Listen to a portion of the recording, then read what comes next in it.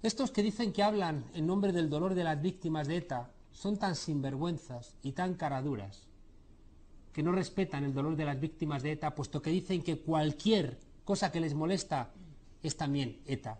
Si tuvieran un mínimo de decencia,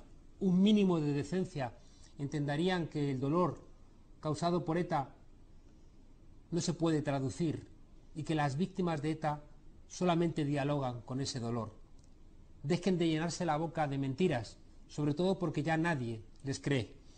Ustedes dicen que casi cualquier cosa que les emplaza son ETA, y nosotros sabemos que ustedes son un pasado que muy pronto va a dejar de mandar en este país. Diré una sola frase para impedir que se hagan titulares malintencionados. Podemos condena la actividad de ETA.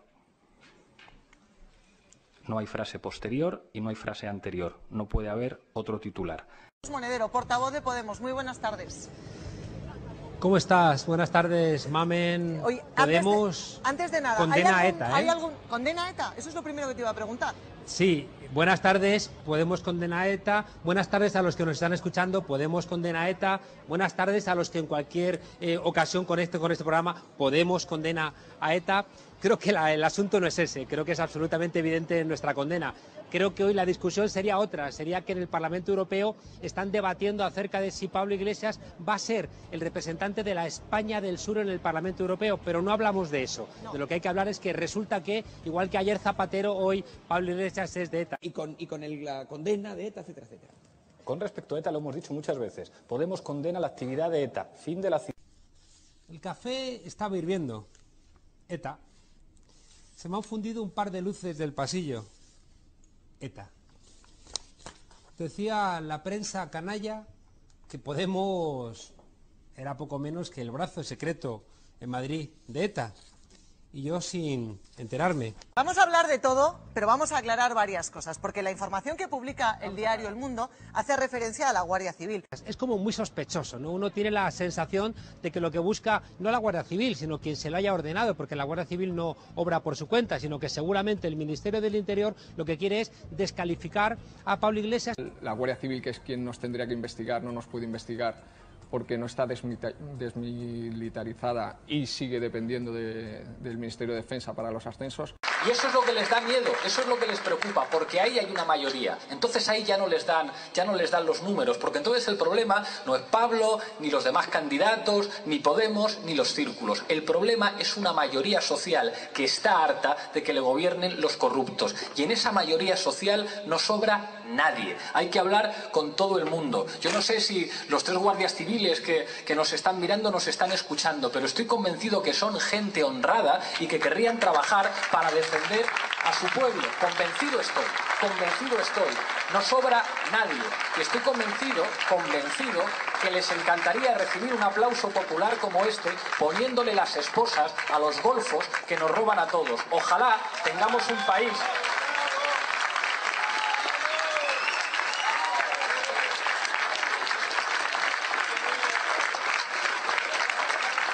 Quizá lo primero es muy complicado porque hay 4 pilares en los que se sustenta esta pseudodictadura, ¿no? Que son las Fuerzas Armadas, pero quizá la libertad de expresión, ¿no? Quizá yo creo que en el momento en el que se consiga que los militares tengan libertad de expresión.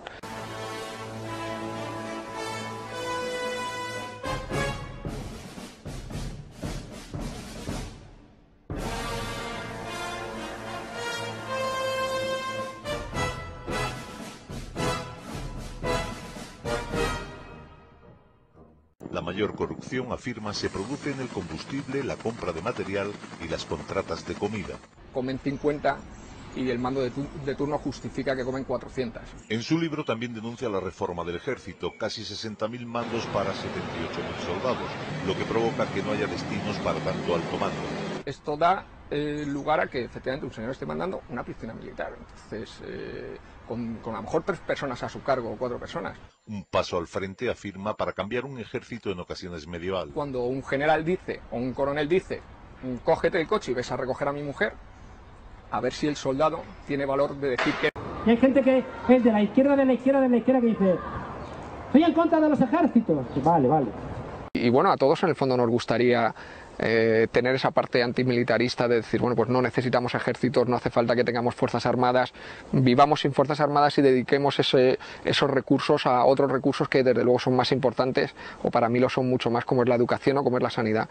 Pero por desgracia yo creo que en el mundo actual no se puede prescindir de las Fuerzas Armadas, entonces lo correcto es tenerlas en la mejor disposición posible, lo más modernas posibles, lo más democráticamente posibles y sobre todo que se haga un uso racional de cada euro que no va destinado a educación o a sanidad.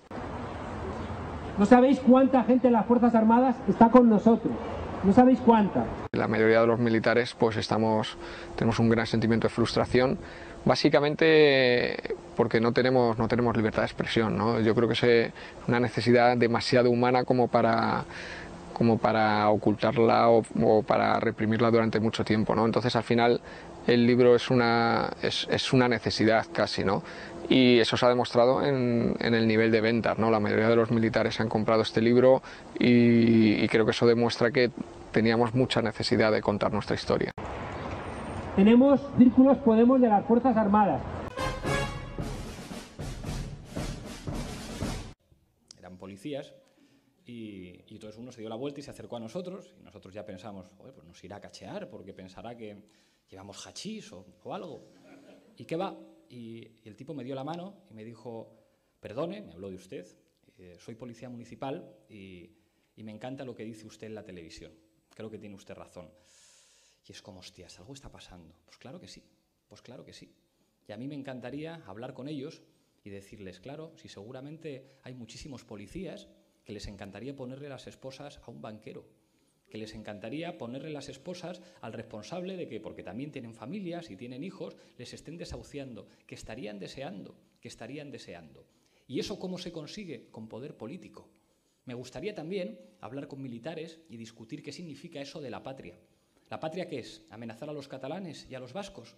¿La patria qué es? ¿Tener cuentas en Suiza? ¿La patria qué es? ¿Llevar una pulserita rojigualda y, sin embargo, entregar la soberanía de la gente a poderes exteriores? ¿Eso es la patria? Yo creo que no. Yo creo que la patria es una cosa mucho más sencilla que no tiene que ver con amenazar a nadie o con decirle a nadie tú tienes que ser español o tienes que ser lo otro. Que la patria tiene que ver con la decencia. Que la patria tiene que ver con que todo el mundo pueda llevar a sus hijos a una escuela, joder. Con que todo el mundo, si tiene un padre o una madre que está envejeciendo, sepa que va a ser atendido. Que si a una persona le entra un cáncer, sepa que va a tener la mejor atención sanitaria. Que una persona, cuando tiene un hijo, sepa que las instituciones le van a ayudar. Que una persona, si se queda sin trabajo, sepa perfectamente que existen unas coberturas sociales para no tener que morirse de hambre. Que a la gente no le corten la luz. Que la gente tenga una vivienda en la que estar. Eso es lo que le hace a uno poder sentirse orgulloso y poder sentir, pues bueno, esta es mi patria. Desde el año 53 los servicios de información norteamericanos, la CIA y otros servicios, hablamos de la CIA genéricamente, pero hay más servicios subsidiarios de la CIA, están perfectamente integrados y controlando toda la cúpula del ejército franquista y los propios servicios de información del régimen. Contrainteligencia, que estaba ahí en la calle de Menéndez Pelayo, en Madrid, pues los que mandaban eran los norteamericanos. Porque yo he escrito, como decía Gila, dice... por la mañana trabajaba para el ejército español y por la tarde para los norteamericanos, que pagaban más, ¿no? O sea, ese era el pluriempleo.